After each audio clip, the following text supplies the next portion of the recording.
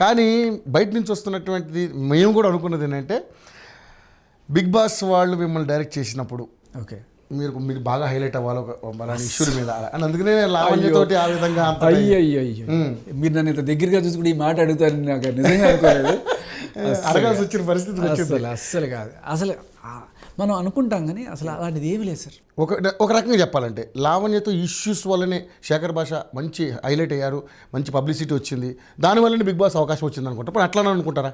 అదే అందరికీ అదే చెప్తున్నాను నేను. అది ఏంటంటే మీరు గమనిస్తే 18 మందిలో నేను ఒక్కడిని కాకపోతే మిగతా 17 మంది ఏ రచ్చ చేశారండి, ఎక్కడ పోరాడారండి? ఏం లేదు కదా. సో దీనికోసం ఏం చేయక్కర్లా, పిలుస్తారు. ఇప్పుడు గతంలో కొంతమంది ఆర్జేస్ కూడా వెళ్ళున్నారు మీరు గమనిస్తే, సూర్య కావచ్చు, ఆర్జే రవి కావచ్చు, వీళ్ళందరూ కూడా వెళ్ళారు. సో వాళ్ళు ఏం రచ్చ చేశారని పిలిచారండి? ఏమీ లేదు కదా. సో ఆర్జే కేటగిరీలో ప్రతి సంవత్సరం ఎవరినో ఒకరిని పిలుస్తుంటారు. సో నా నంబర్ ఇప్పుడు వచ్చింది. అదే అంటే దాదాపు 7 seasons అవును మీరు ట్రై చేసి ఉంటారు. ఇప్పుడు అవకాశం రావడం, ఇప్పుడు హైలైట్ అవ్వడం, ఇది అనుమానాలకి కాదు.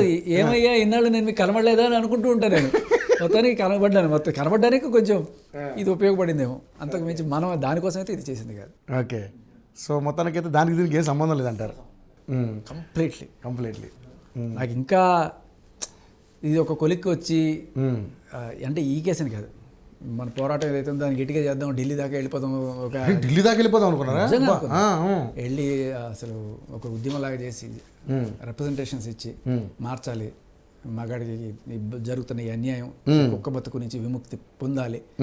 ఎందుకంటే మనం ఎందుకున్న గవర్నమెంట్ మనల్ని ఇలా సెకండరీ సిటిజన్స్గా చూస్తుంటే మగాళ్ళని, అది కంప్లీట్లీ రాంగ్ అండి. ఒక మగాడు చితికిపోతే వాడితో పాటు వాడి ఫ్యామిలీ మొత్తం చితికిపోతుంది. సో ఈ విషయాన్ని బలంగా తీసుకెళ్ళి ఎంతసేపు ఏదో ఇప్పుడు కలకత్తాలో జరిగింది చాలా దారుణం, దాన్ని మనం ఖచ్చితంగా క్షమించకూడదు. అట్లాంటి వాళ్ళని ప్రతి ఒక్కరు కూడా ముక్తఖండంతో కందిల్చాల్సిందే, అటువంటి మృగాళ్ళని వేటాల్సిందే. దారుణం అది. కానీ అలా అది నిజంగానే రేపుకి సంబంధించింది. బట్ ఇంకొన్ని చోట్ల 2 ఏళ్ళు 3 ఏళ్ళు కాపురాలు చేసేసి, అంటే లివ్ ఇన్ రిలేషన్స్ అనో లేకపోతే లవ్ అనో ఏదో వాళ్ళు ఉంటారు. ఒక రోజున ఏదో గొడవ అయిందనో లేకపోతే ఏదో అయిందో మనకు తెలియదు, ఎక్స్ట్రాషన్ ఏదో తెలియదు, మొత్తానికి వెళ్ళి వాడి మీద కేసు పెడితే రేప్ అని, దాన్ని ఎలా చూస్తాం మనం? దీన్ని ఒకటే రకంగా ఎలా చూస్తాం మనం? అదే నా పోరాటం. సో ఇటువంటివి ఆగాలి, దీనికి ఒక సిస్టమ్ డెవలప్ చేయాలి. నా డిమాండ్స్ ఏంటంటే చాలా క్లియర్ కట్గా, ఒక అమ్మాయి ఒక అబ్బాయి మీద వచ్చి కేసు పెడితే టక్మన్ ఎఫ్ఐఆర్ అయిపోతుంది. ముందు వెనక చాలా లీటిల్ అది. అదే ఒక అబ్బాయి వెళ్ళి మొత్తం ఆధారాలు పెట్టినా కూడా చూస్తామండి, చేస్తామండి, లీగల్ ఒపీనియన్ అనేది పోతూనే ఉంటుంది. అలా ఎన్నాళ్ళైనా జరగదు. సో నేను అనేది ఏంటంటే, ఒక అమ్మాయి వచ్చి కేసు సరే చూడు పోనీ అక్కడ కూడా నువ్వు ప్రిఫరెన్స్ ఇచ్చినా కూడా ఏంటి, మన రాజ్యాంగం ఏం చెప్తుంది?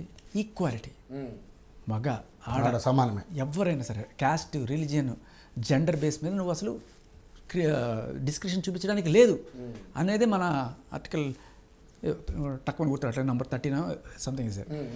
చాలా క్లియర్ కట్గా ఈక్వాలిటీ అనేది ఉంది. బట్ ఎక్కడ ఆ క్వాలిటీగా కనిపించట్లేదు మనకి.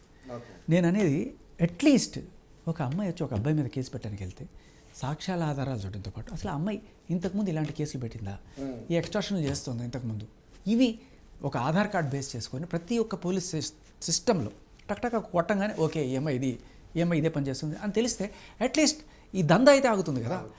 ఈ సిస్టమ్ రావడానికే నా ప్రతిపాదన, నా పోరాటం.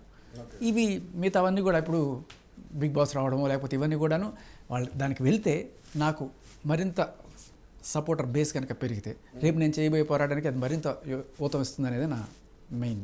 ఓకే.